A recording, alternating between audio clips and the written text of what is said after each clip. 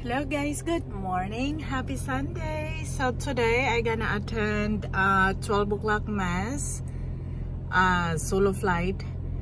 Then after mass I gonna do my nail.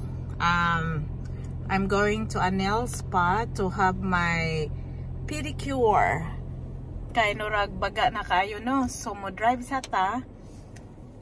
Karing dress, ag 60 na siya atong gisapawan og shawl para wholesome. Kaya di man ta maadto og mall, maadto man ta sa church. So kung inig adto sa nail spa mamaya, pwede na ning tanggalin.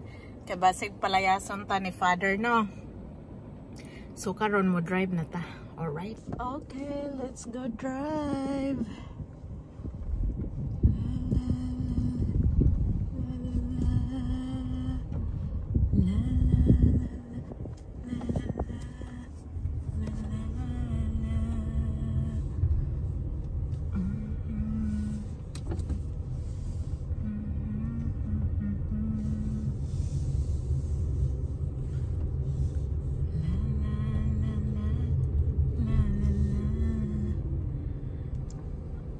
Kumusta ang adlaw ninyo guys? Diri nurag nindot ang panahon karon, dili init kaayo.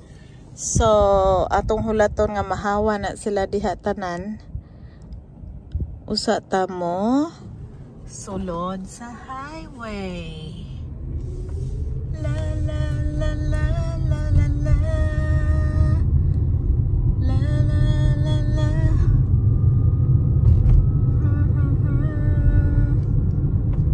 So, ang magbantay ni Freya karon si Dad. Si Tia to asa ilang Sophie, nag-sleep over. So, drive sa ko guys ha. Okay guys, we're here at church. Dito ako sa likod, dumaan lang. Maraming nakapark sa harap kasi.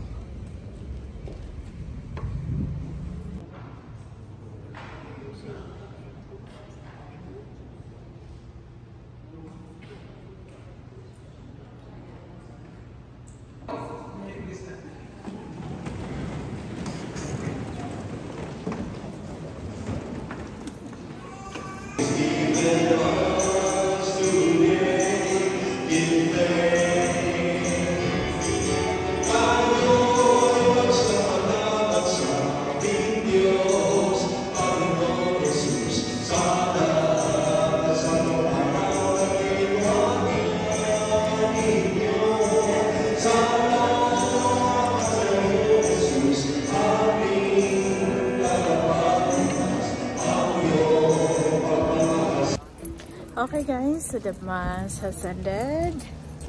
Now I gonna go to the mall to get some stuff and to have my nail done. Okay. Alright, so we're here, nails and spa. So papasok na tayo at nang makapaglinis man lang tayo ng paa natin. Last kong linis April pa yun nung nag Las Vegas ako. Alright. Okay guys, so unfortunately there's a lot of people waiting. They don't have availability until 3 o'clock p.m. and it's still 1 o'clock, so we'll see if I can come back later. There's just a lot of people today. So, anong mayroon today? Bakit ang daming tao sa nail spa na yan?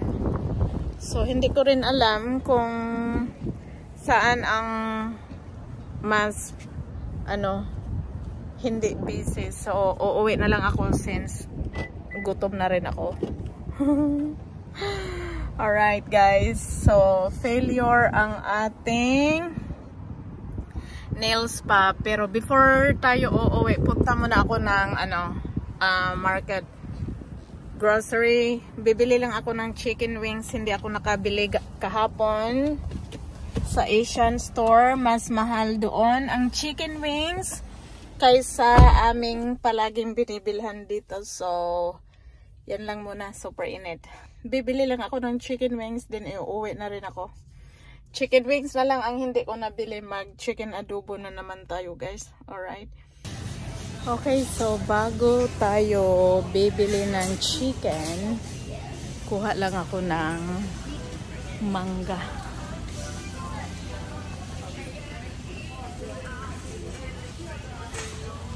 Ay, walay hilaw nga mangga. Oh, this one. Oh, this looks fresh. I'm gonna get a bag. Maybe I'll get like 3 of them. Okay. Let's get a bag. No.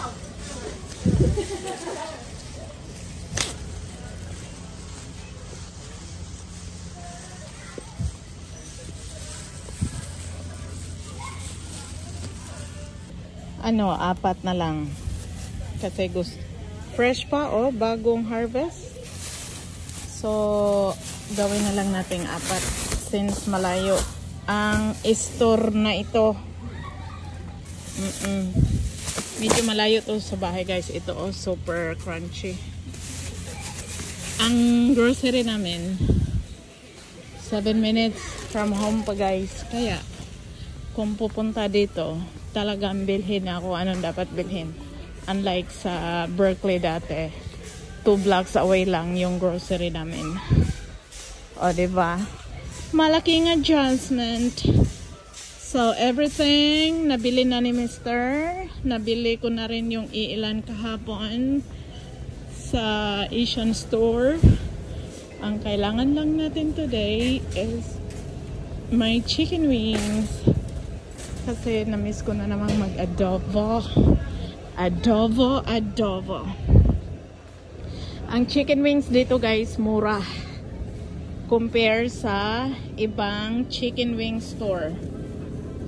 Hoy, salamat. Akala ko wala silang chicken wings today. Mayroon. Oh, that's not chicken wings. Ito ang chicken wings. $8.93 lang guys. Tapos 2, 4, 6, 8, 10, 12, 14, 15. 15 pieces. Sa ibang store mahal. Kaya dito talaga ako bumibili ng chicken wings pag mag-crave ako ng chicken adobo. Yep. Okay, that's it. Chicken wings and mangga lang ang pinupunta natin today. Thank you guys. O diba? Malulula ka sa mga bibilhin.